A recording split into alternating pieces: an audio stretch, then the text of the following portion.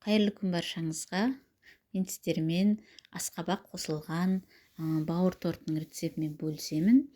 Бұрын біздер бауыр тортын жасағанда сәбіз қосып, жуа қосып солай жасайтынбыз. Қазір енді асқабақ қосып жасап көрдім. Өте дәмді, әрі пайдалы. Балалар жемейді десеңіздер, асқабақты осылай бауырдың арасына салып берсеңіздер өте дәмді. Жылдам кәдімгідей жасалатын, аса көп қиындығы жоқ. Холодный қойсаңыздар да болады дастарханға. Өздеріңіз жасап көріңіздер. Өте жылдам әрі пайдалы тағамдардың бірі. Алдымен мен осы бауырды ет тартқыштан өткізіп алдым, дайындап, яғни алдын ала дайындап қойдым. Оған сүт қостым азғантай. Мен енді көп сүт қоспадым, мөлшеріне қарай тек 100 граммдай ғана сүт қостым. Яғни бұл менде 200 граммдық стакан болса, соның жартысы, яғни 100 граммын ғана қостым тек. Одан кейін жұмыртқа, 2 жұмыртқаны қостым.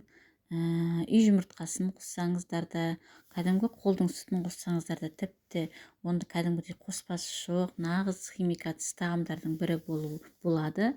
Болмайған жағдайда кәдімгі дүкеннің сүтімен жұмыртқаны алып қоса берсеңіздер болады.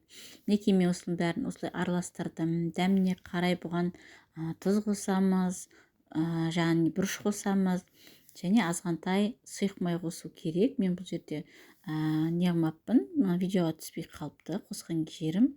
Азғантай сұйық майда қосу керек бұған. Неке тұз қостым.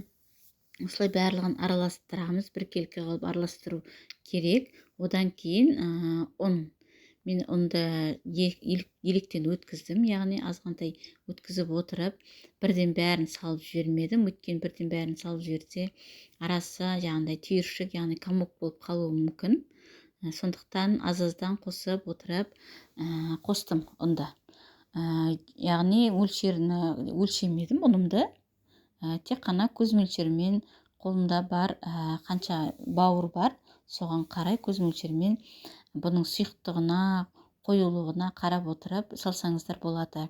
Неге аздан салып отырып, осылай араластырып, біркелкі бәрін араластырып шығамыз. Неге осындай болып шықты. Массасы қатты сұйықта емес, қатты қоюда болмау керек массаларыңыз. Біркелкі кәдімгі блини сияқты пісіретіндей болып шығу керек. Бұны енді дайын болған массамызды табамызға құйып, астына май жағып отырып, құйып отырып, екі жағын бірдей қылып пісіріп аласыздар. Кәдімгі блини сияқты қылып пісіріп аласыздар барлығын. Пісіріп алғаннан кейін мінекей біздің блиниларымыз, яғни бауырдан жасаған блиниіміз дайын болды. Осының арасына енді асқабақ қосуымыз керек. Ол үшін асқабақты мен кәдімгі газдың астына пісіріп алдым. Мантаваркаға пісіріп алсаңыздар да болады. Мен осы газдың астына пісіріп алдым аз уақытқа. Мінекей асқабақтарым жұмсақ. Осыны шанышқының, вилканың көмегімен езіп алдым. Блендердің көмегімен езіп алсаңыздар да болады. Маған осы оңай жолы шанышқы вилка болғандықтан, осы вилканың көмегімен барлығын асқабағымыздың барлығын ұсақтап тұрып, майдалап езіп алдым. Мінекей асқабағымыз дайын. Енді бауыр тортымызды жинай бастаймыз. Ол үшін мінекей бір блиниімізді алдым. Оған майонез қостым арасына. Майонез қосып отырып, майонез қоспасаңыздар да болады. Мен осы майонезді қостым, арасына енді асқабағымызды қосамыз. Әр жаңағыдай салған сайын, блиниіміз салған сайын арасына асқабағымызды қосып отырамын. Енді кейбір жеріне қоспай кеткен жерім болды. Балалар көп ұнатпайтын болғандықтан, кейбір жеріне қоспаған кезім болды. Міне барлығын осылай жинап шығасыздар. Аса көп қиындығы жоқ. Осылай дайын торт болып шықты.